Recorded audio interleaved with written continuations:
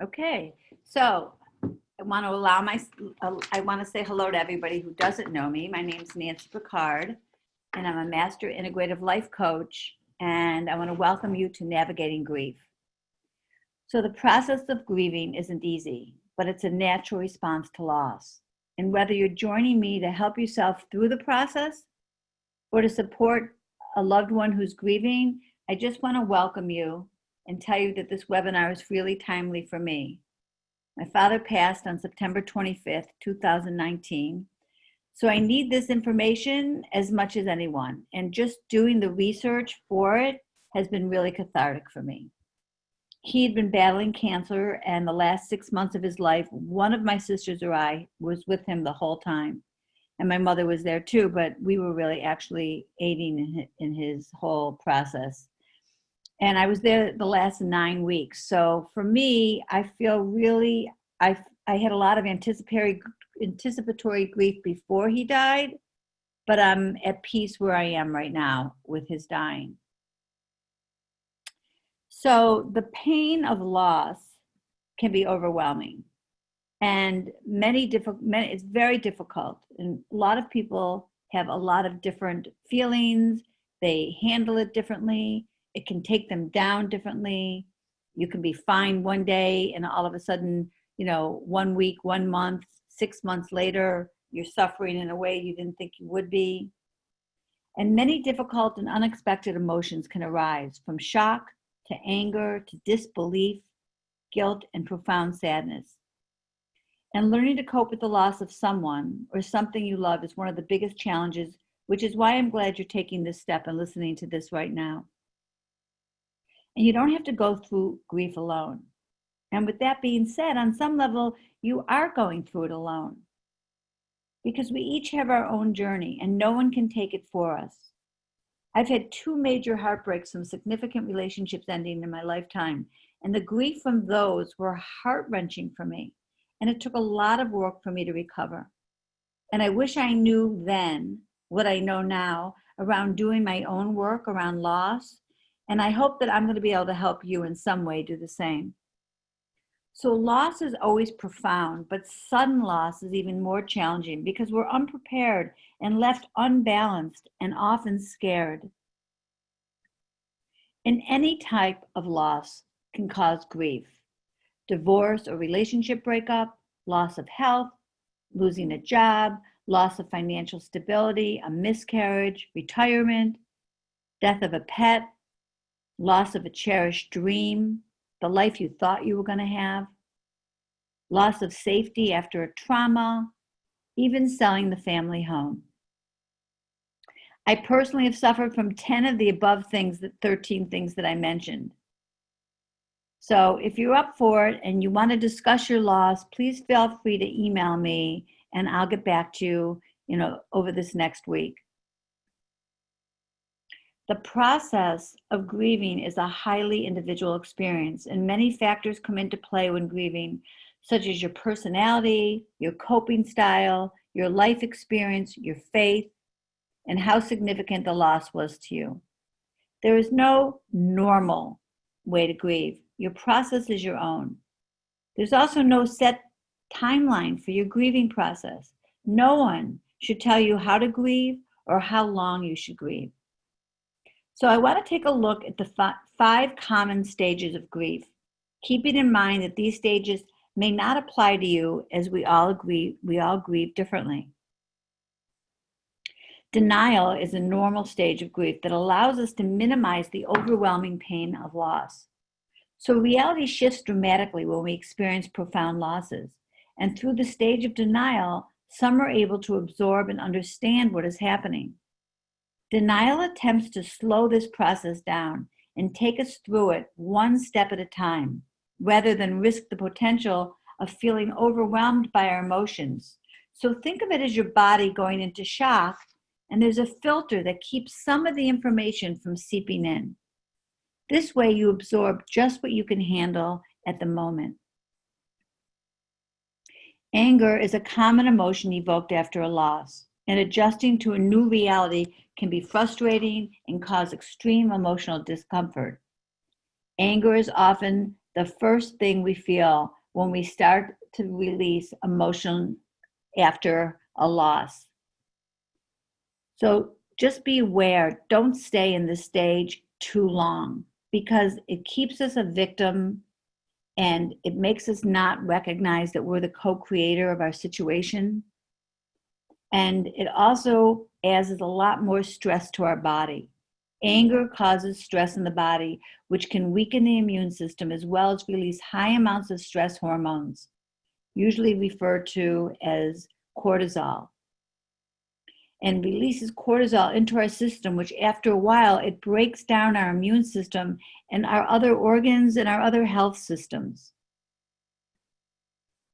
When coping with loss, many experience feelings of desperation, and this can lead to a willingness to do almost anything to alleviate or minimize the pain. In this stage, we will do almost anything to get out of the pain. Bargaining can come in a variety of promises, including, I promise I'll do better if, or I'll turn my life around if, or I'll never get angry again if. And we may try to fix what happened and quickly try whatever we can do to change the reality. Try to take back what we said or did that actually ended us in having the loss that we're having. So recalling things from the past we didn't mean to do or say is common during the stage of bargaining. And there typically comes a time when our thoughts calm down and when we start to look at the reality of our situation. And the feeling of loss becomes more apparent, panic begins to subside, and the emotional fog begins to clear, and the loss feels more present and unavoidable. And although this is a really natural stage of grief, dealing with depression after the loss of a loved one can be definitely and extremely isolating. And know that there are many outlets for coping with depression. From talk therapy to physical activity, there are many ways to process your depression in a healthy way. And I personally find reading some highly recommended self-help books is always very helpful. For one, it gives me something to concentrate on, and I always find beneficial tips and tools that support my process. I loved reading The Untethered Soul by Michael Singer, and it brought me great clarity, and I've read it over and over throughout the years.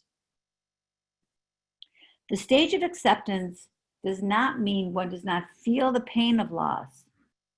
Instead, they are just no longer resisting the reality of our situation, and we're no longer struggling to make it something different. So during the stage of acceptance, the emotional survival tactics of denial and bargaining and anger are not really present. Acceptance becomes your starting point. It's like saying, now that I accept what's happened, what do I do from here? Are there lessons for me to learn? And if so, what are they? What is the universe trying to show me or tell me? How do I go with the flow of this situation instead of against it?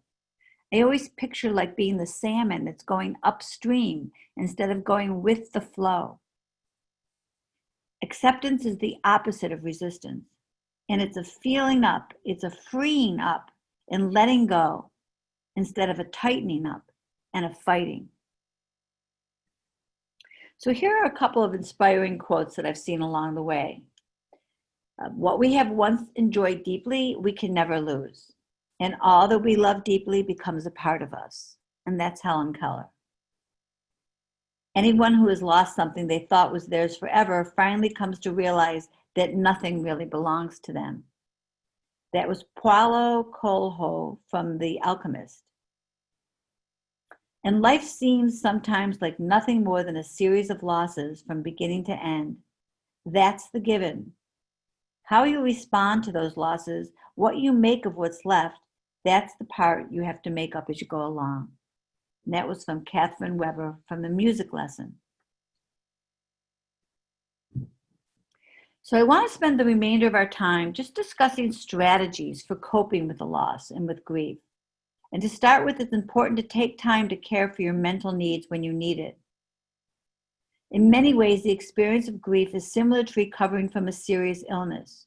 You will undoubtedly experience some darker days, and some will be brighter. So try to recognize and honor your personal limits.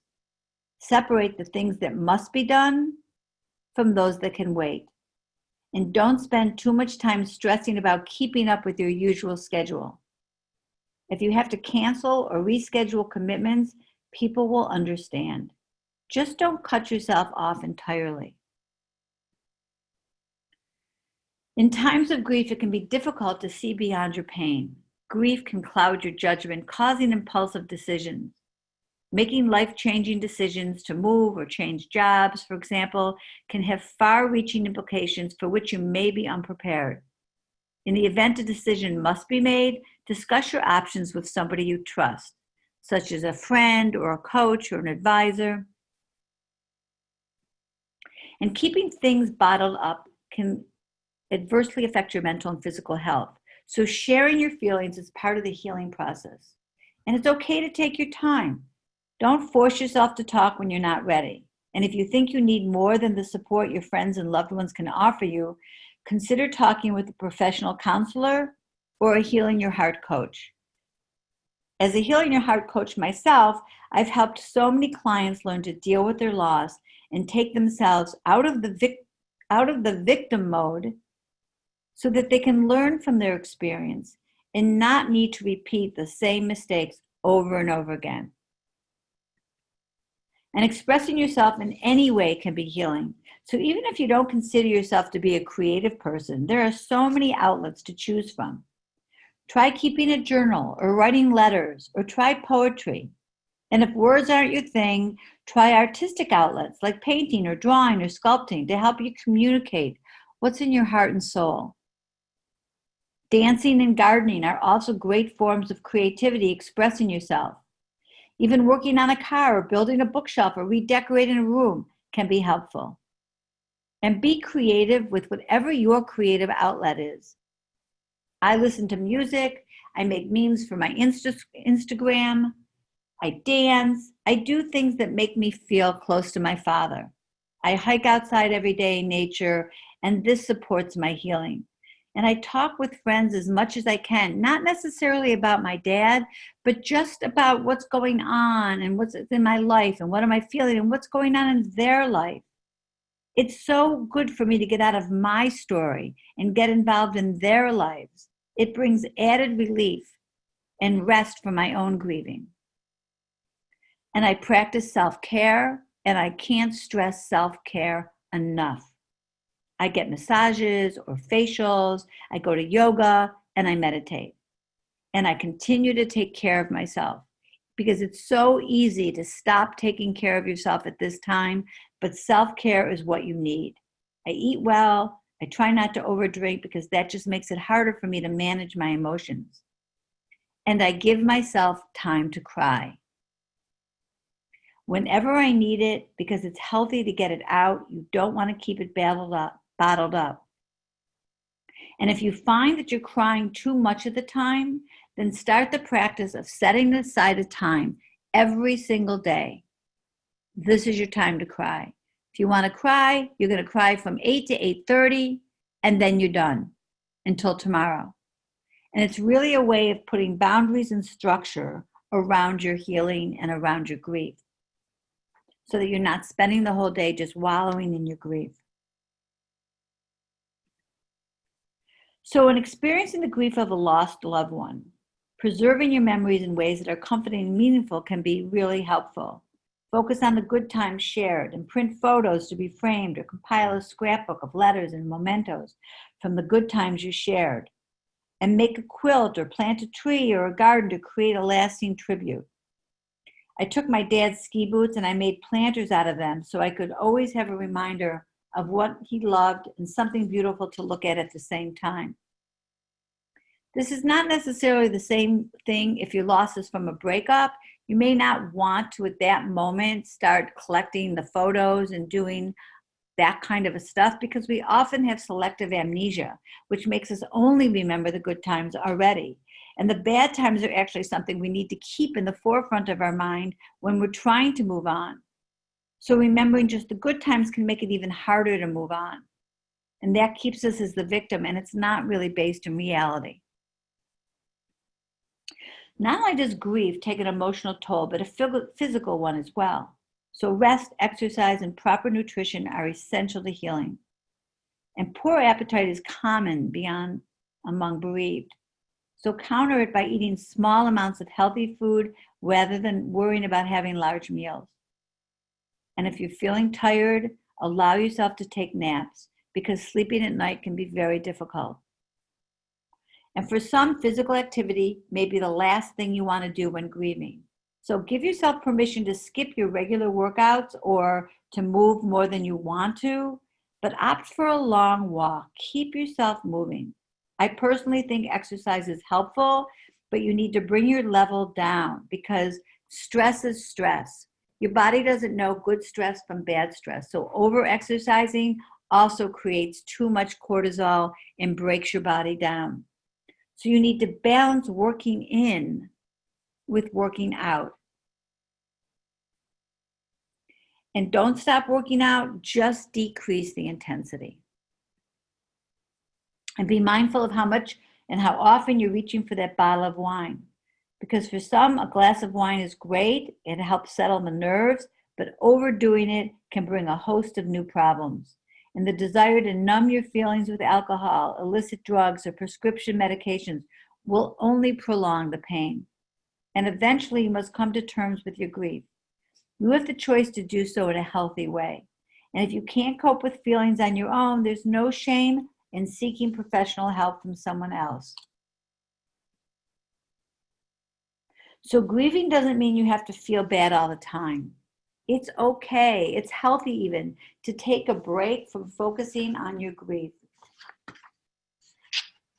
I just lost stuff. So whether it's reading a good book or watching a movie or playing cards, just get out there and do something that you enjoy. Do things that you did before the loss and don't feel guilty about having fun. And special dates such as anniversaries or holidays can be stressful when you've lost a loved one. So use this time to celebrate the person you've lost.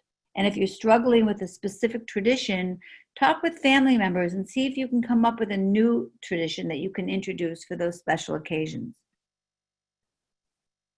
It's really common to feel the need to withdraw or isolate at the beginning of grief.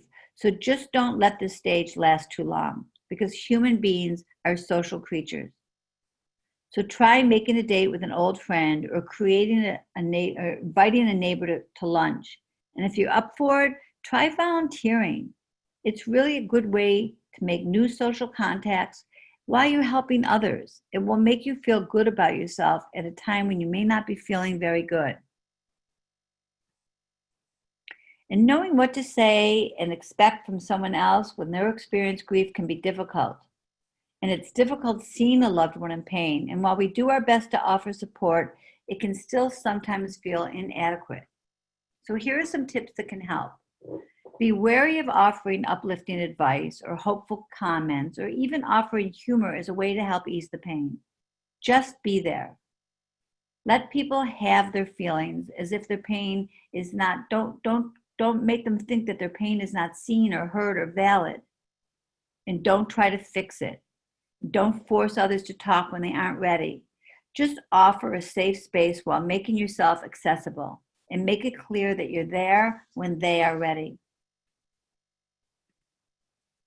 So I heard this story the other day and I wanted to just share it with you. It's from Franz Kafka. And the story goes, he encountered a little girl in the park where he went walking daily and she was crying. She had lost her doll and was desolate. And Kafka offered to help her look for the doll and arranged to meet her the next day at the same spot. Unable to find the doll, he composed a letter from the doll and read it to her when they met. Please do not mourn me. I have gone on a trip to see the world, and I will write you of my adventures. And this was the beginning of many letters. When he and the little girl met, he read her from these carefully composed letters the imagined adventures of the beloved girl, and the little girl was comforted. And when the meetings came to an end, Kafka presented her with a doll. And she obviously looked different from the original doll, but there was an attached letter explaining, my travels have changed me. Many years later, the now grown girl found a letter stuffed in an unnoticed crevice in the cherished replacement doll. And in summary, it said, everything that you love, you will eventually lose. But in the end, love will return in a different form. And that's so true for all of us.